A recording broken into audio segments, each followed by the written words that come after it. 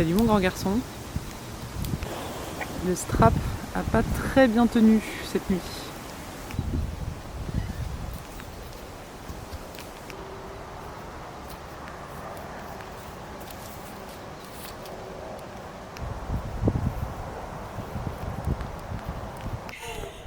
En fait, on le voyait hier. Oui, j'ai vu qu'on te voyait.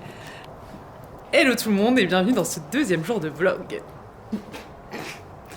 Parce que, on vous rappelle qu'on filme toute la semaine. Alors, on va peut-être commencer... Attends. Merci de m'avoir prévenu. On va peut-être commencer par Cabras. Et ensuite, juste pour vous donner un peu l'ordre des choses, on va rebondir sur les commentaires qu'on a eu hier parce qu'il y a plein de choses intéressantes à dire. Donc on a plein de trucs à dire. Mais voilà, on va commencer par Cabras et ce qui vient de se passer. On va mettre maintenant peut-être les images. Ouais. Et puis comme ça, on dira après. Voici des images. Voilà. Par rapport à toi. Parce qu'il sait qu'il est pas au max de ses capacités et que du coup il ne donne pas forcément ce que toi t'attends. Ouais. Du coup ça le travaille. Ça le travaille beaucoup parce qu'il a du mal à trouver sa place dans le groupe déjà avec les autres, mais aussi auprès de toi. Donc en gros j'avais mon poney, j'ai eu lui et on a racheté une jument derrière C'est ça. et comme ça en fait je me suis dit je vais lâcher lui parce que en fait j'en tourne un concours tout le temps, ça se passait très mal et du coup j'ai dit bah lui c'est pas grave, on laisse tomber le concours Ah ouais, bah, c'est sûr que l'idée est bonne. Et du coup lui c'est vrai qu'il l'a aussi pris dans le sens où bah, je suis plus loin rien, on remplace. C'est pas le cas. On va arriver sur le foie.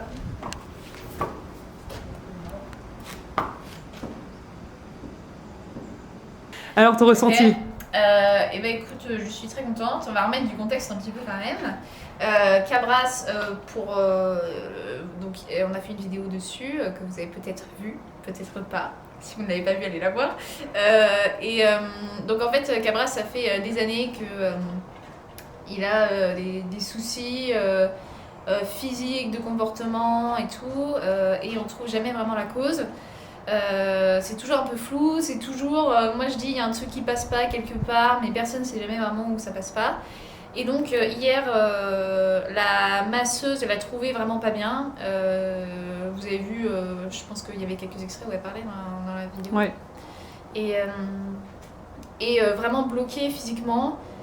Alors qu'il n'y a pas particulièrement de raison. En fait, là il est au travail un peu cool, donc il n'y a pas de raison qu'il ait mal, et surtout qu'il est infiltré il y a 2 semaines quand même, donc c'est pas normal qu'il ait mal. Donc elle m'a conseillé de faire venir Margot Revel, j'espère que c'était Revel, je sais pas si c'est Revel ou Revel. Je suis désolée Margot si tu vois cette vidéo. Qui travaille sur l'émotionnel avec, je crois, du reiki, du magnétisme et de la com animale. Et donc elle est venue lui faire un soin, c'est cool, elle était dispo rapidement. Et donc l'objectif c'était de débloquer un peu tout l'émotionnel, parce qu'en fait si physiquement on ne trouve pas ce qu'il a, c'est probablement que c'est bloqué à cause de l'émotionnel. Et donc effectivement elle a trouvé beaucoup de choses. après vu que c'est un cheval en fait qui est pas il est soumis même par l'homme, donc en fait il Par contre, Swan à pied, enfin quand tu vas te donner un cours, il n'y a pas de souci, parce que c'est quelqu'un qui est doux et qui est calme. Il n'y a pas une voix. oui, il voilà, fait pas. Il y a des hommes, ils vont voir plus au passé. Sur le foie il y a la colère. Tout ce qui ne va pas en fait passer depuis des années et qui se transforme en tristesse, justement avec la colère, là voilà, je suis en train d'essayer de libérer ça. Donc si dans les jours de la semaine à venir, il change un peu de comportement et qu'il est un peu énervé, il commence à s'imposer un petit peu, c'est normal, faut pas s'inquiéter. De toute façon, je pense qu'il faudra quand même qu'on le revoie pour aller au bout du processus. Hein, de toute façon, oui, je pense qu'il y a besoin. Donc, parce que si on fait ressortir toutes les colères et que derrière on ne fait pas un soin pour apaiser, tu vas t'embêter. Il faut laisser sortir, si ça sort, bah tant pis.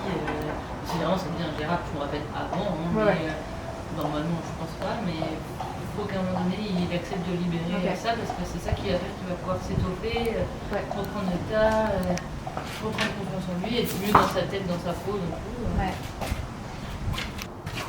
Il essaye de fuir un peu, mais ça va. Enfin, il arrive à lâcher quand même. Donc il relâche un peu plus là encore dans la zone du ventre. Ouais. Ça va venir. Ouais, c'est bon, j'ai obtenu ce que je voulais. Ouais, voilà. Voilà. Non, oui, c'est fini bien. Oui, il est bien, mais... Par exemple, voilà, on sait pas. De toute façon, oui, moi j'avais dit dès le départ qu'il avait été abîmé physiquement. J'avais pas encore l'info trop de où. En fait, on sait pas exactement. Mais tu vois, il a fait des radios donc, il y a 2 semaines à la clinique. Garrot au cervical basse, ouais. Et il a un truc. Elle a dit qu'il y avait quand même vraiment de quoi faire et que c'était lourd pour lui. Donc il y a plein de choses qui sont ressorties. Déjà le sevrage quand il était petit, c'était déjà ressorti avec la mère, on ne sait pas trop ce qu'il y a eu. Il y a eu la castration, l'obstacle en général en fait qu'il a énormément sauté. Donc voilà, ça fait quand même beaucoup de choses. C'était plutôt impressionnant les réactions qu'il avait. On sent qu'il a beaucoup relâché. Alors on va voir dans les prochains jours comment il est. Il peut être un petit peu désagréable s'il est énervé, voilà. Et on va refaire un soin dans genre 1 mois pour continuer parce qu'il y a vraiment beaucoup de choses à bosser. Donc en fait ça va se faire en plusieurs fois. Donc voilà, on avait déjà fait des soins émotionnels sur lui, mais en fait il y a tellement à faire qu'il faut en faire beaucoup et il faut aller loin. Donc voilà, on va voir comment il est, si ça l'aide, et de toute façon je vous ferai un retour sur la suite. Il y a un truc qui est très beau, qui va beaucoup. Mais quand il va avoir repris confiance en lui, donc là tu t'étonnes pas trop si justement il est un peu colère. Ouais. Alors, bien sûr il est limite qu'il se fasse pas mal ou quoi, mais il faut pas trop l'engueuler, le laisser exprimer. Ok, ça marche. Après oui voilà, faut pas non plus le laisser. Oui. Ouais. Et puis là, il va peut-être s'imposer. Il va bosser un petit peu plus, donc déjà physiquement il va être mieux parce que tu vois, il a été en vacances. En fait, le truc c'est que vu qu'il est jamais bien, tout le temps en train de chercher un truc et du coup je l'arrête, je le reprends et du coup ça va pas trop. Et il y a un truc qui était assez intéressant, c'est sur la masculinité de Cabras, parce que tu as parlé un peu de la castration tout à l'heure. Ah oui. Et toi, ça fait quelques mois que tu nous bassines avec une idée que tu as sur lui. Mais oui. Et c'était assez intéressant. Et en fait, donc elle m'a dit effectivement qu'il y avait un truc. Alors, elle sait pas exactement qu'il s'est passé un truc à la castration, mais que c'était pas forcément la castration en elle-même, c'était plutôt l'idée tout autour. C'est pas trop, on sait pas exactement. Et en fait, Cabras, donc, outre le fait qu'il a un livret belge auquel il manque plusieurs pages, on n'a pas de date de castration, c'est pas marqué dans le livret. Sur la FFE, il est marqué étalon. En Belgique, il est marqué Hongre, mais je sais pas pourquoi le changement n'a pas été fait en France. Et du coup, ça et le comportement, en fait, Cabras, tous les printemps, il devient très bizarre. Il est hyper stressé, il est difficile à gérer et on avait pensé la dernière fois quand j'ai pris un cours de travail à pied où il avait été vraiment compliqué à gérer, on a pensé au fait qu'il pouvait être pif potentiellement et donc ce serait peut-être une piste à explorer, voir s'il est en fait... Est-ce que tu peux rappeler ce que ça veut dire pif parce que... Ah oui, ça veut dire qu'il a été castré qu'à moitié, qu'il y a une testicule qui est restée dans l'abdomen. Et donc en fait, il y aurait eu peut-être besoin d'aller faire une écho à l'intérieur ou un truc comme ça. Je sais pas trop comment ça se passe, honnêtement, je suis pas véto. Mais voilà, je sais pas, il y a peut-être un truc là-dessus. Mais là, je peux pas vraiment savoir. Comme ça, donc il faut qu'on cherche. Mais c'est vrai que c'était assez fort qu'elle vienne sur ce point de la masculinité, alors que toi, tu avais un doute depuis un moment là-dessus. Donc, c'est clair. Et, voilà. Et que surtout, je lui ai rien mentionné. Même tu vois, quand elle est arrivée sur la mer direct, et moi, je lui en ai pas parlé du tout. Je lui ai rien dit, en fait. Je lui ai juste dit, il a 9 ans, il s'appelle Cabras, et puis je l'ai depuis 3 ans et demi. Voilà. Et c'est que des choses qui sont très logiques, ce qu'elle a dit, et qui sont ressorties multiples fois déjà... dans les soins précédents. Et en vrai, pour les sceptiques comme moi, parce que bon, c'est toujours un peu difficile de croire au magnétisme, à la communication animale, ce genre de choses. Là, c'était assez impressionnant. D'ailleurs, vous allez le voir probablement sur les images. Donc là, on va aller nourrir les chevaux et je vous reprends après pour répondre donc aux commentaires qui ont été laissés hier pour vous refaire un petit récap de plein de trucs parce qu'il y a eu pas mal de choses, encore une fois, assez intéressantes. Tu sors pas Candré là ? Non. Candré, il est toujours tout seul dans son coin, là-bas. Parce qu'en fait, on l'a séparé il y a une semaine de ses copains. Et comme il y a un accès à ce niveau-là, à eux, il reste là. Mais en fait, on a été obligé de les séparer parce que comme Candré a repris le travail, eh bien c'est plus facile à gérer d'être dans un pré avec des chevaux qui travaillent plutôt que ce soit la folie à chaque fois qu'il sort. Parce que tous ceux qui sont là de ce côté-là, ils ont 2 et 3 ans, à part Ténès qui est à la retraite de l'autre côté. Et donc c'est des chevaux qui pour l'instant ne bougent pas de leur pré de toute façon. Alors que de ce côté de la clôture, ce sont que des chevaux qui font des allers-retours au travail. Et donc ils sont habitués au remue-ménage. Et en plus ils sont plus vieux, donc ça pose aucun problème. Qu'est-ce que tu veux toi ? Tu crois qu'il en reste là-dedans ? Il n'y a rien. Alors déjà, par rapport au message d'hier, c'était assez drôle parce qu'il y a eu pas mal de demandes sur mon parcours en finance. Je ne vais pas en parler aujourd'hui parce que je ne sais pas exactement encore dans quel contexte je vais le faire et comment je vais le faire. Et surtout, je ne sais pas si ça intéresse vraiment les gens, mais pourquoi pas, parce qu'il y a beaucoup de choses à dire aussi. Et alors, juste pour revenir sur le budget, pas mal se sont interrogés sur les fameux 1000 €. Donc, encore une fois, par souci de transparence, je peux parler de ça en détail.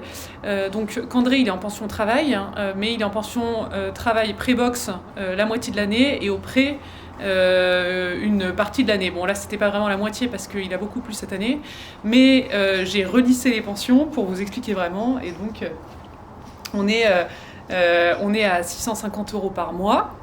Ensuite, donc podologue, parce que maintenant il est passé pieds nus, on rajoute 50 € par mois. Et il y a un autre point que je voulais aborder aussi, c'est que maintenant Candré est assuré.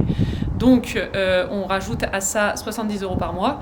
On est donc à un peu plus de 750 € par mois pour ces 3 lignes fixes, ce qui me laisse 250 € de autre chose, donc c'est-à-dire tout ce qui concerne les soins à côté, donc ostéo, masseur, éventuellement vaccin évidemment, tous les autres soins qui lui seront administrés vont rentrer dans cette enveloppe de 250 € largement.